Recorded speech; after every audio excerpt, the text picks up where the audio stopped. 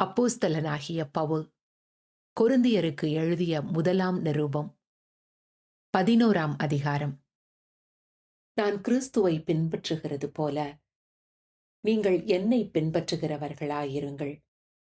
சகோதரரே, நீங்கள் எல்லாவற்றிலும் என்னை நினைத்துக் கொண்டு நான் உங்களுக்கு ஒப்புவித்தபடி நீங்கள் கட்டளைகளை கைக்கொண்டு வருகிறது நிமித்தம் உங்களை புகழுகிறேன்.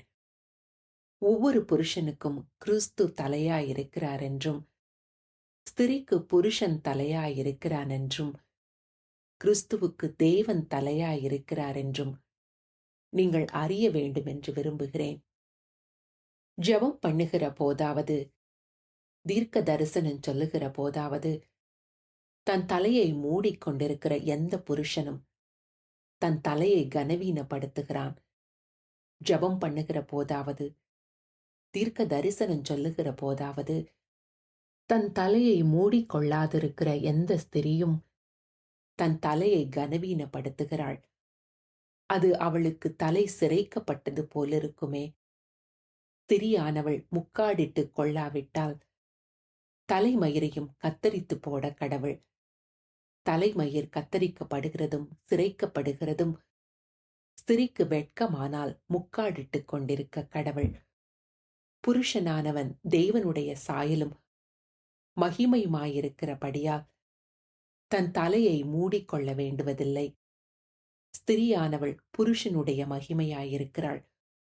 புருஷன் ஸ்திரியிலிருந்து தோன்றினவன் அல்ல, ஸ்திரியே புருஷனிலிருந்து தோன்றினவள்.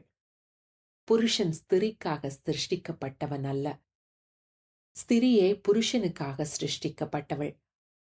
ஆகையால் தூதர்களின் நிமித்தம் ஸ்திரியானவள் தலையின் மேல் முக்காடிட்டுக் கொள்ள வேண்டும்.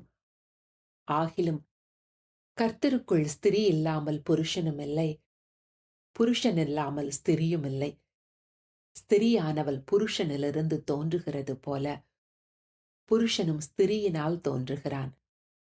சகலமும் தேவனால் உண்டாயிருக்கிறது.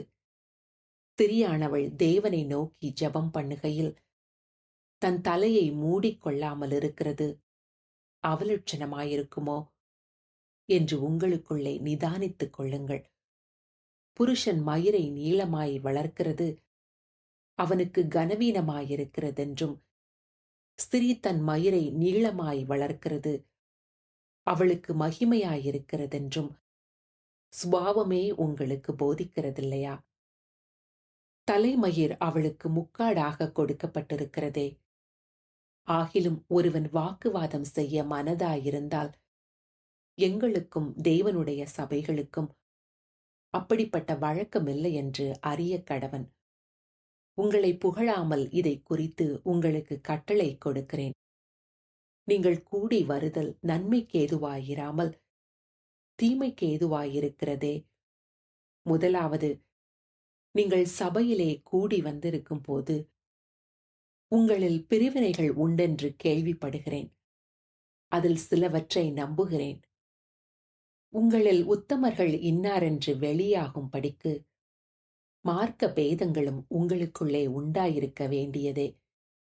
நீங்கள் ஓரிடத்தில் கூடி வரும்போது அவனவன் தன் தன் சொந்த போஜனத்தை முந்தி சாப்பிடுகிறான். ஒருவன் பசியாயிருக்கிறான், ஒருவன் வெறியாயிருக்கிறான். இப்படி செய்கிறது கர்த்தருடைய ராபோஜனம் பண்ணுதல் அல்லவே. புசிக்கிறதற்கும் குடிக்கிறதற்கும் உங்களுக்கு வீடுகள் இல்லையா? தேவனுடைய சபையை அசட்டை பண்ணி இல்லாதவர்களை வெட்கப்படுத்துகிறீர்களா? உங்களுக்கு நான் என்ன சொல்லுவேன்? இதை குறித்து உங்களை புகழ்வேனா? புகழேன். நான் உங்களுக்கு ஒப்புவித்ததை கர்த்தரிடத்தில் பெற்றுக்கொண்டேன்.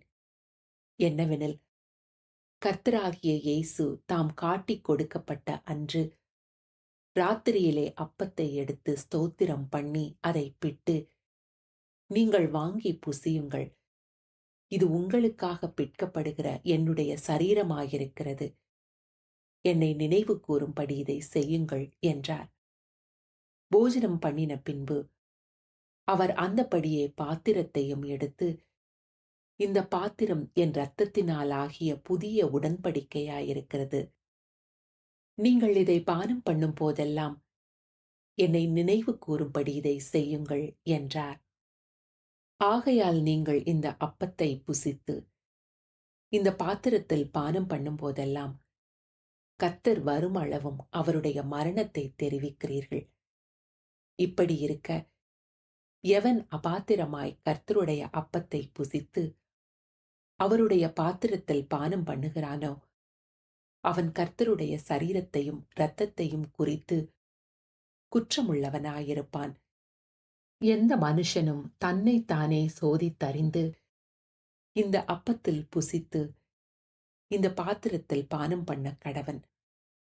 எண்ணத்தினாலெனில் அபாத்திரமாய் போஜன பானம் பண்ணுகிறவன் கர்த்தருடைய சரீரம் இன்னதென்று நிதானித்து அறியாததினால் தனக்கு ஆக்கினை தீர்ப்பு வரும்படி போஜன பானம் பண்ணுகிறான். இதன் நிமித்தம் உங்களில் அநேகர் பலவீனரும் வியாதி உள்ளவருமாயிருக்கிறார்கள். அநேகர் நித்திரையும் அடைந்திருக்கிறார்கள். நம்மை நாமே நிதானித்து அறிந்தால் நாம் நியாயம் தீர்க்கப்படும். நாம் நியாயம் தீர்க்கப்படும் போது உலகத்தோடே ஆக்கினைக்குள்ளாக தீர்க்கப்படாதபடிக்கு கர்த்தராலே சிட்சிக்கப்படுகிறோம். ஆகையால் என் சகோதரரே, நீங்கள் போஜனம் பண்ண கூடி வரும்போது ஒருவருக்காக ஒருவர் காத்திருங்கள். நீங்கள் ஆக்கினைக்கு ஏதுவாக கூடி வராதபடிக்கு ஒருவனுக்கு பசி இருந்தால் வீட்டிலே சாப்பிட கடவன். மற்ற காரியங்களை நான் வரும்போது திட்டம் பண்ணுவேன்.